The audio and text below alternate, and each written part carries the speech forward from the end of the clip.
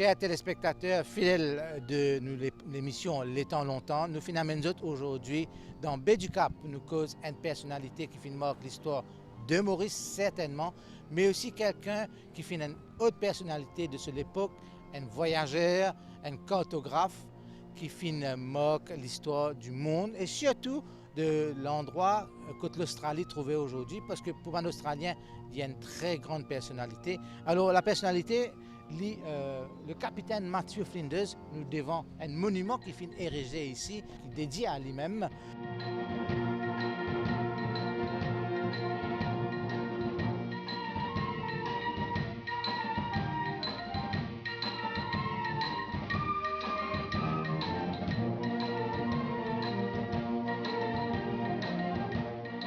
Alors, pour nous cause justement du capitaine Matthew Flinders, nous avons avec nous, comme d'habitude, toutes les semaines, nos collaborateurs Alain Jeannot, férus de l'histoire, qui est là pour nous raconter ces histoires et nous discuter un petit peu comment les films passent sur l'État à Maurice. Alors, Alain Jeannot, premièrement, nous appelons en termes militaires, navals de l'époque, ahoy, Alain Jeannot, monte à bord.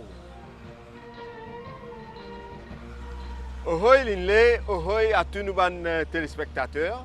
Matthew Flinders est une personnalité incontournable de la fin du 18e et du début du 19e siècle.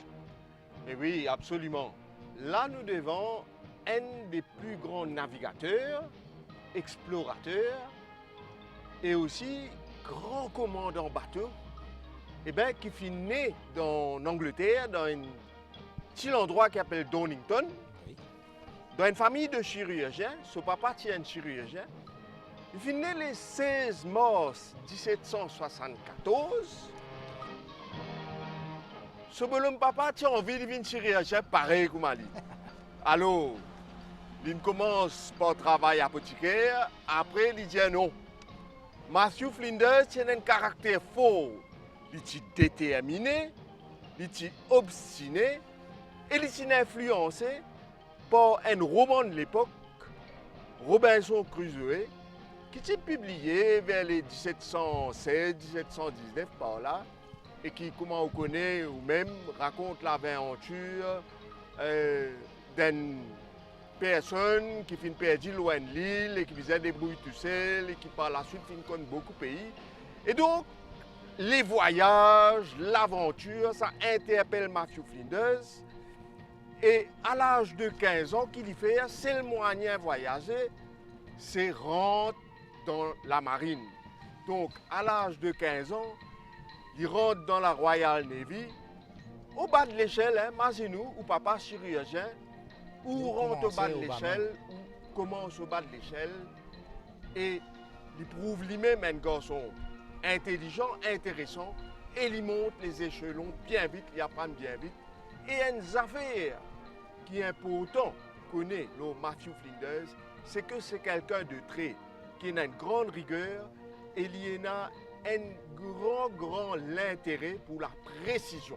Une affaire oubliée, mentionnée tout à l'heure là, dans l'introduction de la personne, c'est un grand cartographe, ça veut dire lui-même qui dessine la map. Définitivement, mais avant qu'il nous rentre là-dedans, la cartographie, il est associée avec la navigation. Absolument. C'est le moyen que vous dessinez map, c'est comme à dire, vous besoin naviguer. Donc d'abord, vous besoin apprendre à naviguer. Quand nous explique ça très beau monument qui d'ailleurs finit concevoir par une immense sculpteuse et polonaise, Suzanne Zemmock, qui finit faire des autres documents, rafraîchir mon mémoire, un petit coup là, mon pensée. Alors, il finit aussi faire Paul et Virginie qui trouve dans l'église de...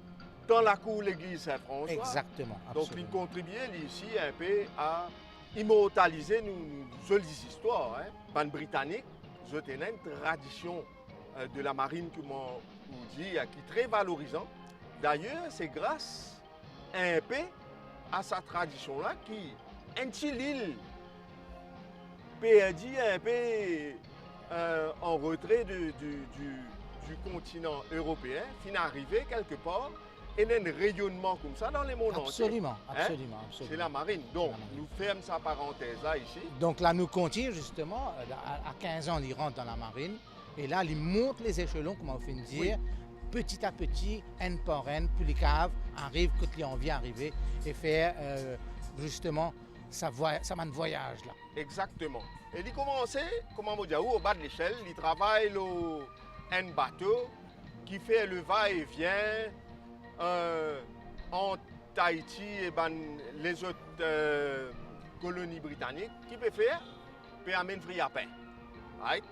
Pas très valorisant comme métier, mais bon, il monter, et là, il commence à monter en grade, il devient lieutenant, etc. Et nous passe un peu le carrière. Alors, juste avant de passer ce carrière, pour les téléspectateurs qui comptent en film, comptent un petit peu l'histoire, un nom qui revient dans la vie de Matthew Flinders, c'est William Bligh. William Bligh, du monde qui regarde le film Les Pirates des Caraïbes, je pourrais trouver dedans.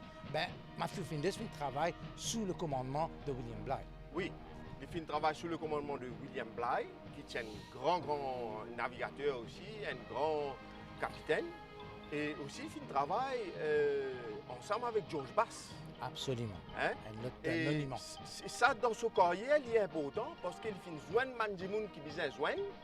Et ça, Mandimoun là, il trouve ce valeur et il aide lui monter. Absolument.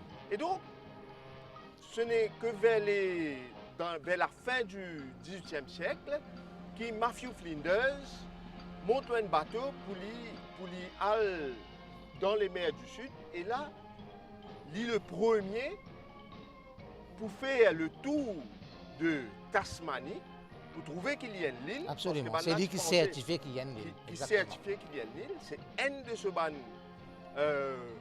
premières réalisations. Et donc, à l'époque, l'île là s'appelle Van Diemen's. Oui. Right? D'où le nom, le démon de Tasmanie. Exactement. L'île là s'appelle Van Diemen's.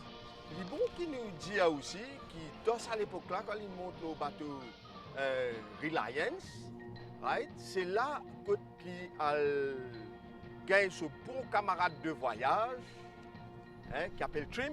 Oui, Trim qui nous trouve sur représentation ici. Exactement, Trim qui l'a.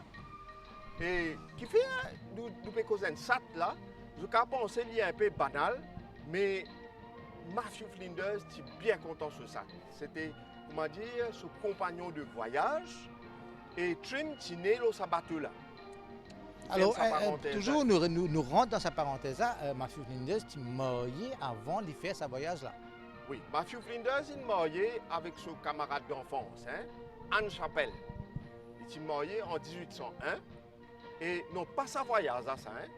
Matthew Flinders, par la suite, il peut faire le voyage. Absolument, oui, mais on fait ce voyage qui peut vraiment déterminer pour l'histoire, c'est en 1801, quand il peut gagner le captainship même de ce bateau. Oui.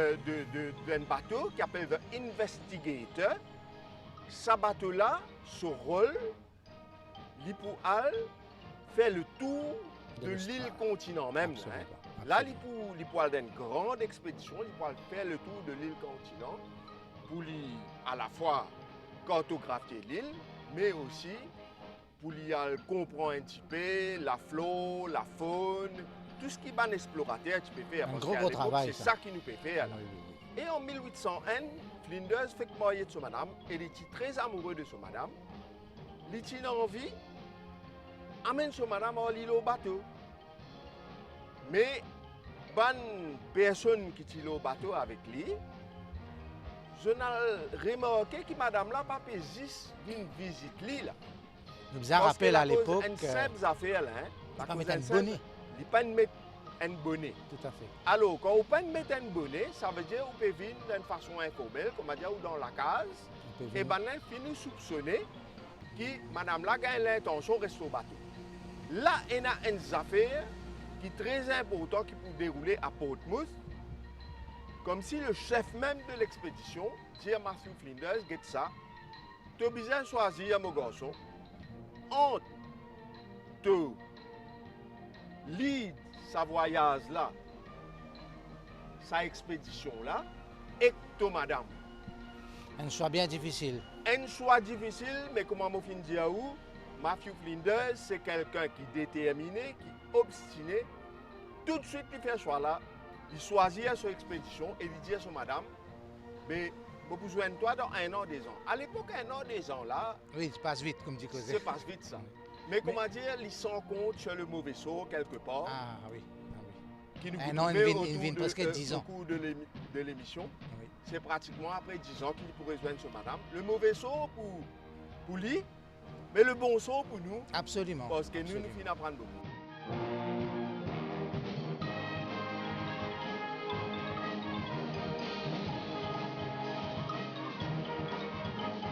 Donc, il fait le choix de cette expédition, l'Invigilator, là, hein. Il vient l'Australie. Là, il commence à cartographier depuis un côté, il commence à faire les tours depuis un côté. Mais ça ne sera pas sans heure. OK? Il mange il vient même, mais en même temps, la France aussi, ben là, il a envoyé une expédition pour faire les mêmes affaires. Absolument. Et cette expédition-là, ce tête de proue, c'est Nicolas Baudin, qui est là avec les scientifiques, les collaborateurs, qui ne sont pas forcément bien contents, comme François Perron, comme Fréchinet, etc. Ici, il peut faire la même expédition à quelques mois près. Et d'ailleurs, je peux joindre. Exactement. Oui. Donc, il bat sur expédition, il commence à noter, il commence à dessiner. Et là, ce qui est arrivé, ce bateau Invigilator là, il y a un pelage l'eau. Et il commence à vailler. Tellement qu'il arrive à l'air, et bien, quitte bateau dans Portsmouth, qui dans cette époque-là, s'appelle Portsmouth, mais maintenant il s'appelle Sydney. On le pôle de Sydney. Portsmouth en Australie. Hein, en Australie. Là, nous en Australie, là. Hein. Oui. Nous finissons, arrive en Australie. Là, il commence à faire ce travail qui Tindiali, c'est-à-dire explorer l'Australie, cartographier. Et à Sydney, malheureusement, Sydney maintenant, mais à l'époque c'était Portsmouth, oui. Quitte Invigilator. Et là, ben là, pour mettre plus loin un bateau passager qui appelle Porpoise, pour lui retourner l'Angleterre. Ben, même le Porpoise, il a continué son travail. Absolument, oui. En tant que passager. Donc, Porpoise quitte Portsmouth, il monte et il a tassé le band récif de Grand Coral Reef. Absolument. Il a fait un naufrage là-bas. Et Matthew Flinders, comme un grand navigateur, il prend une cutter. Un cutter, c'est un petit bateau qui est attaché avec un gros bateau. Exactement. Et il retourne vers Portsmouth avec ce banjo. Quand il arrive à Portsmouth, là, il réclame un petit bateau. Et là, il y a un gouverneur là-bas en Australie qui s'appelle King, qui donne lui un bateau qui n'est pas adapté à la haute mer, mais Flinders, il connaît sur la mer, comment nous dire nous-mêmes quand nous faisons ici, j'ai bon la mer. Flinders, il a beaucoup manger, moi, il donne lui un bateau qui est plus petit, qui n'est pas vraiment adapté à la haute mer, qui s'appelle Cumberland. Et Cumberland là, il continue sur les tours pour lui retourner l'Angleterre. Bien évidemment, pour lui passe Maurice après. Mais seulement, le gouverneur King dit comme ça, puisque il y a une bise entre Maurice, qui à l'époque est connu comme l'île de France, avec l'Angleterre, il y a ce qu'on appelle les guerres napoléoniennes, parce qu'à l'époque, la France... Oui, bien dire que ça des pays-là, il y a une grande compétition entre eux. Une compétition tout le temps. Pourtant, cousin, ça, hein? Donc, Fabien, comment on va la dire? Pourtant, pas de cousin, ça. Vous-même, vous connaissez. Tout à fait. En présence française en Angleterre, présence française en vrai. Dans l'histoire, il comme ça. Mais bon, c'est la nature humaine. Tout le temps, ce type de gagne bis. La guerre, gouverneur King dit capitaine Flinders, papa Maurice, hein?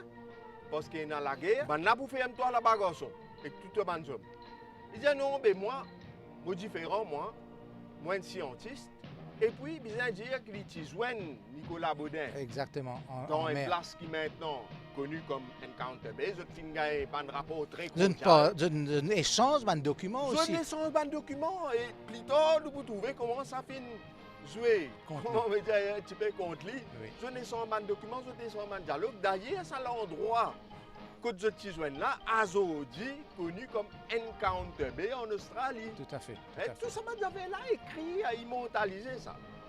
Donc, il est retourné, ici, à ce point, le temps il arrive, Maurice, le 15 décembre, dans cet endroit là même là, le 15 décembre 1803, eh bien, ici, le commandant du quartier de Savane, Juniorville, ben, il accueille, il descend.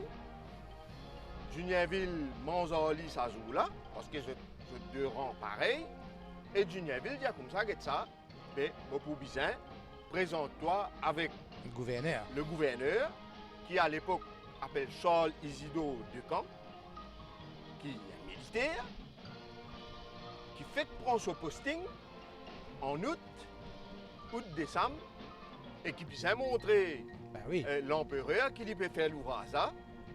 En l'Inapena Katakata, effectivement, joignent avec Isidore Decamps le 17 décembre 1803 à 4 h de l'après-midi, ben la joignent et comment je joigne l'île, comment me dire ou parfois, dommage, la nature humaine qui comme ça, Arrête-lui. mon content au figure. Comment dire, soit mon content au figure, soit Non, mon pas pas gagner content au moins figure. du Ça veut dire, je ne finis pas gagner les autres camarades. C'est à qui, comment dire, je ne finis pas gagner les autres Après, nous camarades. rappelle que c'est deux militaires et qui connaissent Et tous les justement. deux, et tous les deux, dans mon caractère. Absolument. Vous Ben, connaissez. oui. Right? Joignent Isidore Decamps avec les rapports qui m'ont dit, ou nous pas prendre dans le détail de ce qui vient d'arriver. Matthew Flinders, c'est tellement un monde fier. Pour pas connaître pour quelle raison, il refuse dîner avec Saul Decamps. Isidore Decamps et ce madame. Et là, c'est la goutte d'eau qui fait déborder le vase. D'autant plus que sa passeport qu'il y a là, passeport là, l'îlot, invigilateur. Absolument. C'est un petit peu la raison Hein? qui finit. Arrête-lui, comment on Regarde dit. ça, de quand tu es capable dans la discrétion du Absolument. passeport, là. Parce qu'il y a un monde de Hein? rang, de grade pareil comme en ligne. Exactement. Sauf que, comment vous dire, dans le passeport, si demain ou l'un d'autre pays, il marquait Republic of Mauritius, c'est moi, le temps où dire qui nationalité, Exactement. ou dire non, mais mon autre nationalité, c'est normal. Et là, je t'arrête là. Je t'arrête là. Comme un espion. Oui. Donc, pour nous, téléspectateurs, bien comprendre, donc, le passeport, c'est l'invigilateur qui fait. Parce qu'au départ, si l'on bat un invigilateur, Absolument. personne ne connaît un invigilateur par le temps. Mais là, il y a comme Belen. Ça veut dire, pour eux, il y a un espion qui peut venir. Vous êtes un espion. Et dans le contexte de la guerre, qui vous faire? Vous êtes pour détenir, vous êtes pour faire. Mais attention, je ne pas pour faire ni dans une prison, c'est pas de manière. Mais, comment dire, au départ, je te fais dans une petite place qui s'appelle le Café Marengo. Il rentre là-dedans le 18 décembre. Il reste quelques semaines dans le Café Marengo, comment dire, un petit restaurant, une petite taverne comme ça, avec ce serviteur, right? Parce qu'à l'époque, personne dans la marine de haut rang, j'étais serviteur. Et il y a un petit détail qui me suis content de dire, par exemple, là nous trouvons sur l'épée, là, nous appelons ça l'épée, dans Maurice on appelle ça l'épée, mais dans le langage de la sabre. marine, nous appelons ça un sabre. Right? Sur l'épée là, et de quand tu as envie, prends sur l'épée, et comment dire, un petit monde dans sa rang là, quand on tire sur l'épée, comment dire, tire sur grade. Alors, Matthew Flinders, il montrait sa fierté, il met un tag sur l'épée, il dit au revoir mon ami, farewell my dear friend. Et I shall meet you, you have always accompanied me, des affaires comme ça. Il écrit une affaire pour sur l'épée et il montrait qu'il est très attaché à son rang. Et ça aussi ajoute qu'il est perçu comme étant de l'arrogance Absolument. ou de camp, mais il montrait sa fierté, sa détermination, sa obstination, et ça n'arrange pas les choses entre les deux. Alors, il nous a aussi dit que Matthew Flinders, à l'époque, il n'a pas contre cause français du tout. Non. Il n'est pas contre cause français du tout. Mais il dit pour qu'on cause après. là. Absolument. Right? Là, il nous dit incarcéré. Bon, il n'est pas capable de sortir, mais il est fermé, disons, dans le Café Marengo. Après, il a aboli dans Garden Prison, maison dépôt, quand il évolue, il dans pour lui, il observe la mer, il guette combien de bateaux rentrés sortis. Il boucle tout le temps au travail. Hein. Et une partie papier en lui, mais il y a beaucoup de papier qui ne reste sur le bateau comme Belen. Hein. Donc ce travail peut rester en suspens. Là. Right?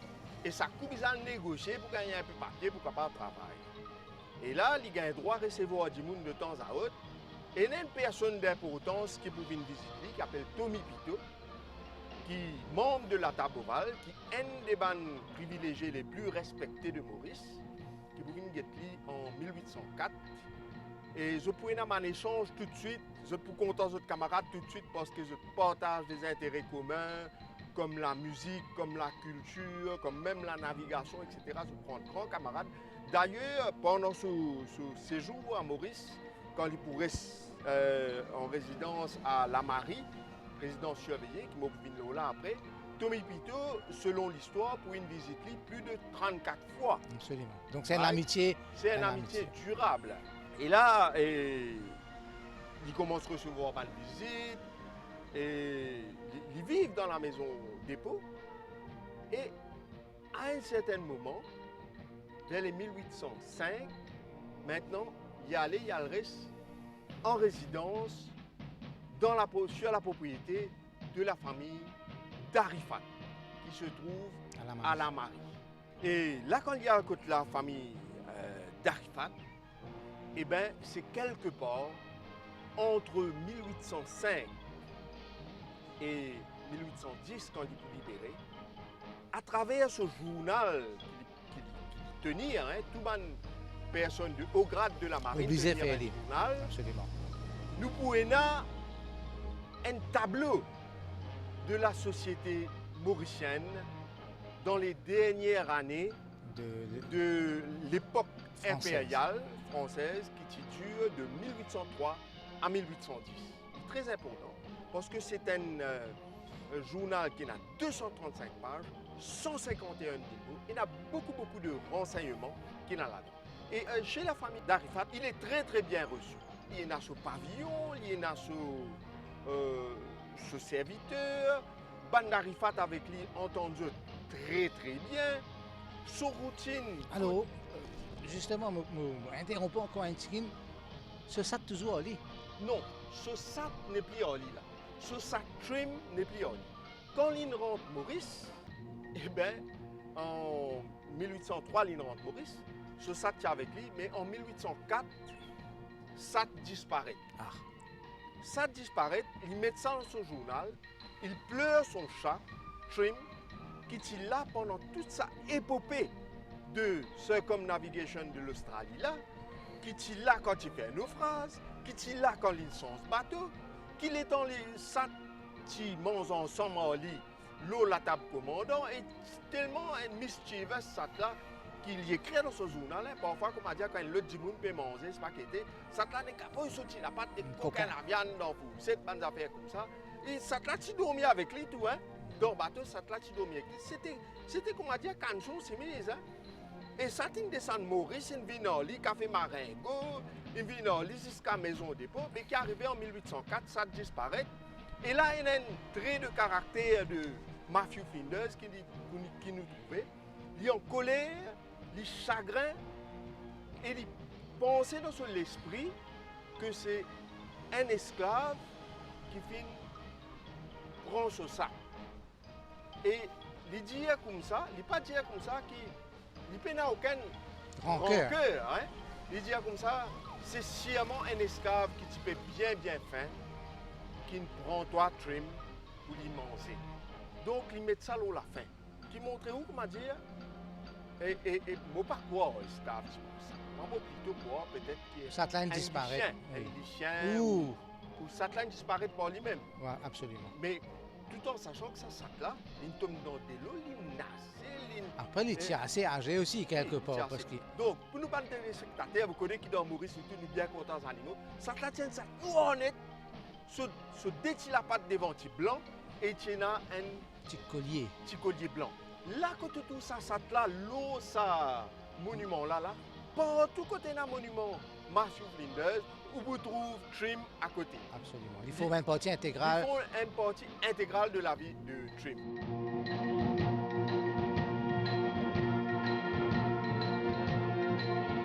Matthew Flinders, il fait servi de pont culturel entre Maurice et l'Australie, d'où ce monument-là. Ce monument-là. Matthew Flinders, il a lequel on la met pour un esclave.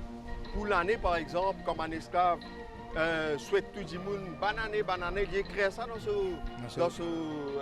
journal. Absolument. Et l'étudier dans ce manuscrit, dans sa livre-là, il fait référence à Terra Australis comme Australia.